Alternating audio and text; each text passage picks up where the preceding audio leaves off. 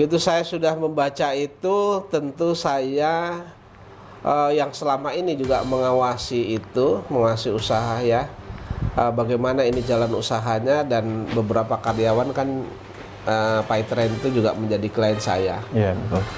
Tentu saya sangat girang ya, sangat girang, artinya senang sekali lah begitu. Syukur ya Pak ya? Ya, saking senangnya saya langsung sujud syukur Mas Haji. Sujud syukur Pak. Terbukti bahwa perusahaan Yusuf Mansur itu yang jelas Paytrend Asset Management ini tidak sesuai dengan prosedur lah gitu ya. Iya.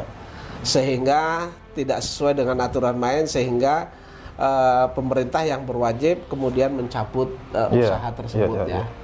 Tentu kami girang karena dengan dicabutnya ini tentu mereka tidak bisa beroperasi lagi, setidak-tidaknya mencegah orang lain ya, mencegah korban-korban berikutnya begitu Mas. Iya, baik. Ya, tapi saya acungi jempol dengan pencabutan ini. Ya, jempol saya cuma 2. Kalau jempol saya ada 20, saya acungkan semua ini. Ya, tentunya kita patut mengapresiasi kepada OJK Pak ya. Iya.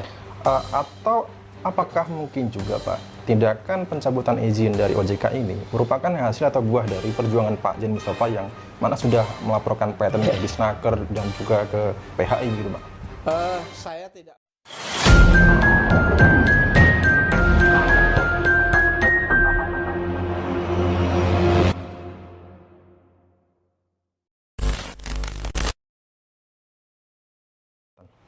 Ya, bismillahirrahmanirrahim. Assalamualaikum warahmatullahi wabarakatuh. Teman-teman, bagaimana kabarnya?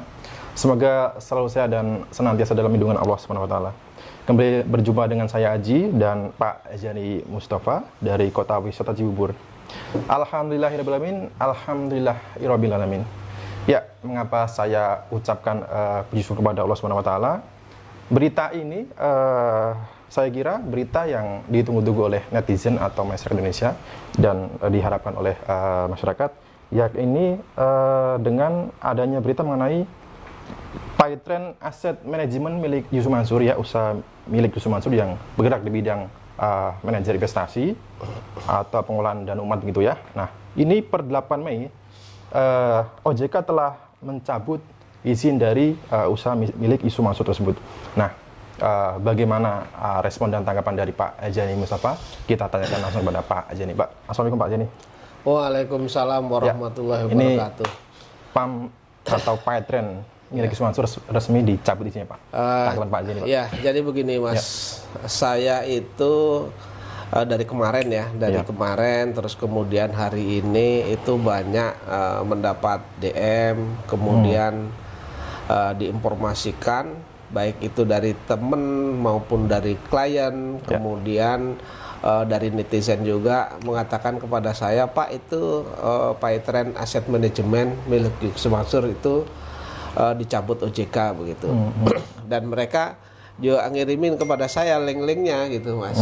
Jadi cukup banyak yang menyampaikan kepada saya. Terus kemudian karena link-linknya dikirim kepada saya, kemudian saya buka link itu, ternyata isinya bahwa izin daripada PT Paytrend ya, PT Paytrend Asset Management ya, milik Yusuf Mansur itu dicabut begitu Mas. Begitu saya sudah membaca itu, tentu saya yang selama ini juga mengawasi usaha ya, bagaimana ini jalan usahanya, dan beberapa karyawan kan Paytrend itu juga menjadi klien saya. Iya, betul. Tentu saya sangat girang ya, sangat girang, artinya senang sekali lah begitu. Syukur ya Pak ya? Ya, saking senangnya saya langsung sujud syukur Mas Haji. Sujud syukur Pak. Ya, sujud syukur sama bahwa seperti saat gagal ke DPR. Betul, sama. Saat Yusuf Mansur gagal melaju ke DPR RI itu, saya juga saya senang, lalu saya juga bersujud syukur, kemudian mengadakan syukuran lah gitu ya. Ini juga saya senang sekali ini. Kemudian saya sujud syukur bahwa doa kita semua ya. Tidak hanya doa kita semua, artinya doa para korban, kemudian doa para teman-teman netizen yang selama ini itu sudah mendukung perjuangan kami gitu ya, mendukung perjuangan para korban ini. Akhirnya terbukti bahwa perusahaan-perusahaan Yusuf Mansur itu yang jelas Paytren Asset Management ini tidak sesuai dengan prosedur lah gitu ya. Yeah. Sehingga tidak sesuai dengan aturan main, sehingga pemerintah yang berwajib kemudian mencabut usaha tersebut ya.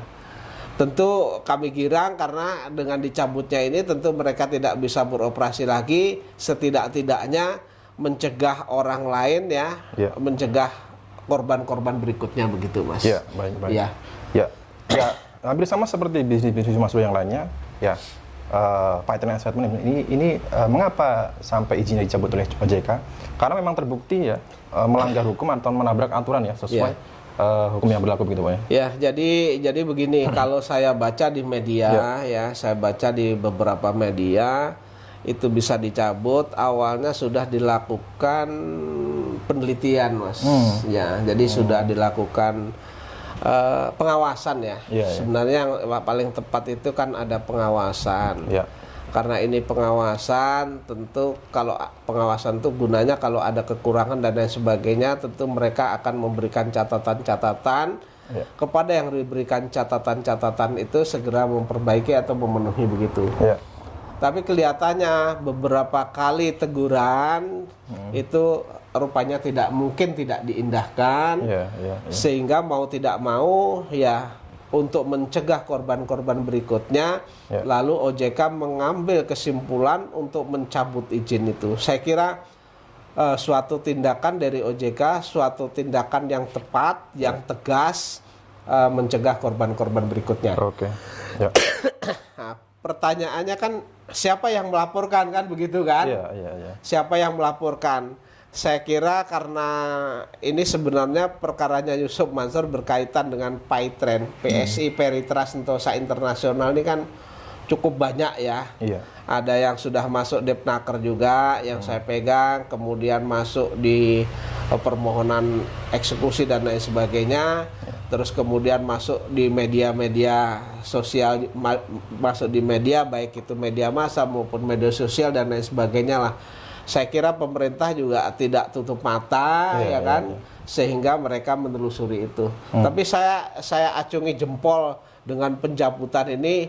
Ya, jempol saya cuma 2. Kalau jempol saya ada 20, saya acungkan semua ini. Ya, tentunya kita patut mengapresiasi kepada OJK Pak ya.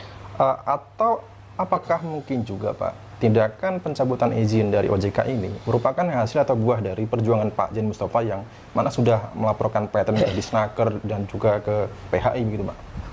Saya tidak mengklaim bahwa itu hanya perjuangan saya, tapi perjuangan semua lah Mas. Saya kira kalau saya mungkin perjuangan bersama-sama, artinya saya kan hanya secara formal saja melakukan ABC begitu, tapi teman-teman yang lain juga, media juga punya peran besar, mereka mengontrol juga kan begitu.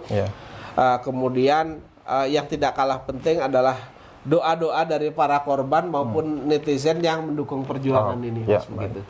Baik Pak, ini kita bacakan nih Pak pelanggaran yang dilakukan oleh PAM atau Paytren Asset Management sehingga terjadinya pencabutan izin tersebut.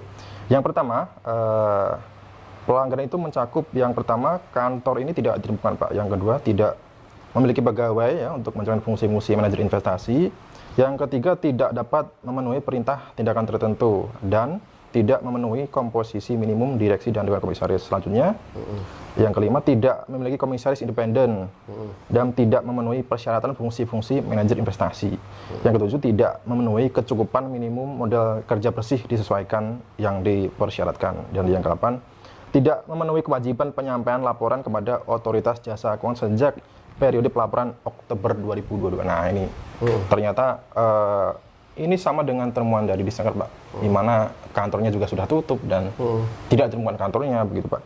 Dan juga ini ternyata dari sejak tahun 2022 ini tidak memberikan laporan apapun kepada pihak OJK gitu Pak. Ini berarti memang hampir sama Pak ya, terlibat Yusuf Mansur ini. Nanti tidak transparan gitu Pak, tidak melaporkan bagaimana. Iya, kalau dilihat dari penyebabnya itu kan di sana kan banyak gitu.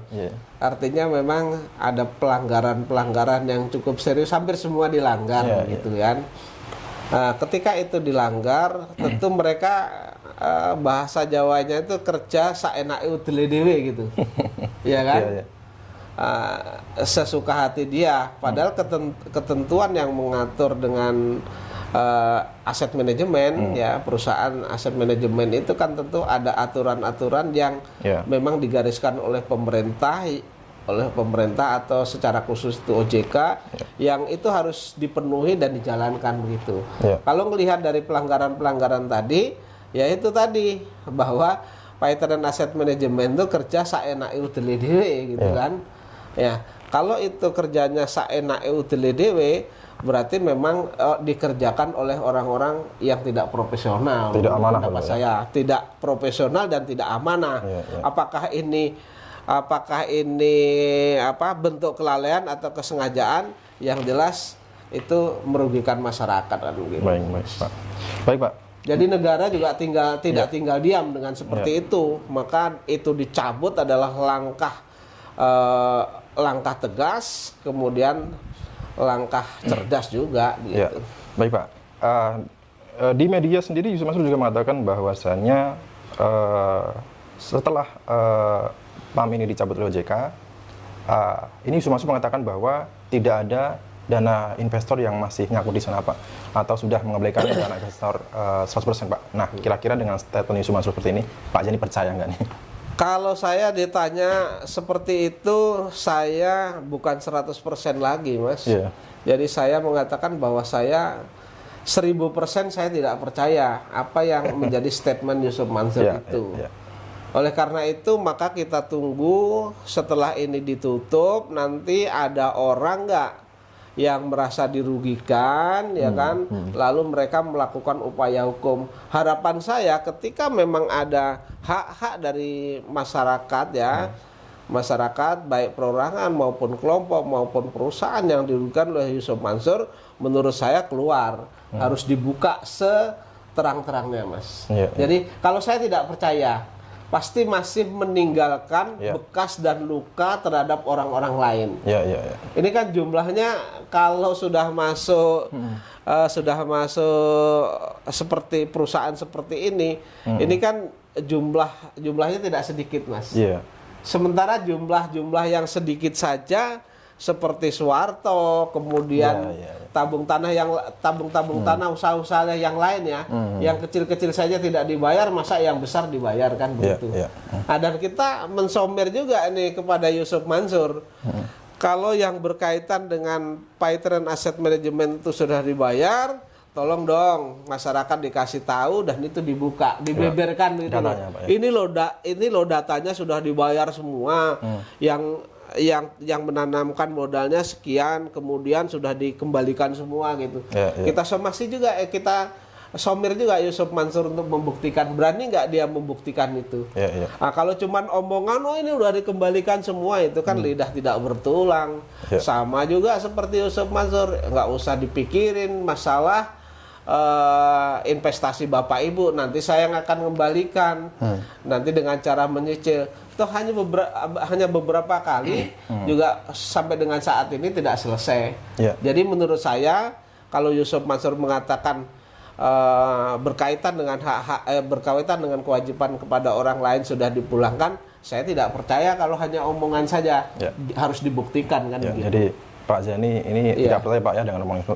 Karena memang dari rekam jejak masa lalu memang bisnis dia kebanyakan di mana investor merasa rugikan.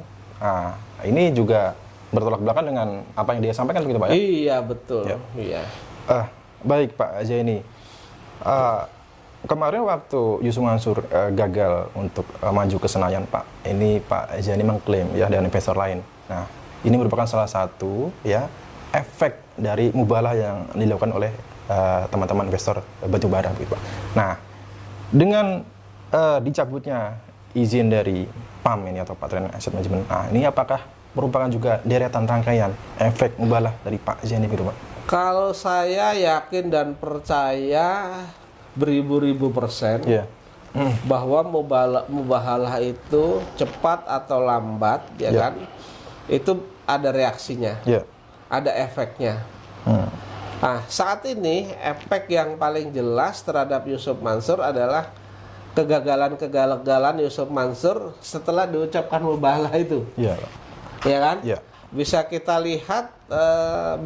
lihat ya, atau berapa kali Yusuf Mansur mempublikasikan bahwa dia ceramahnya didengar antusias oleh jamaahnya seperti dulu kan, sudah tidak ada kita dengar.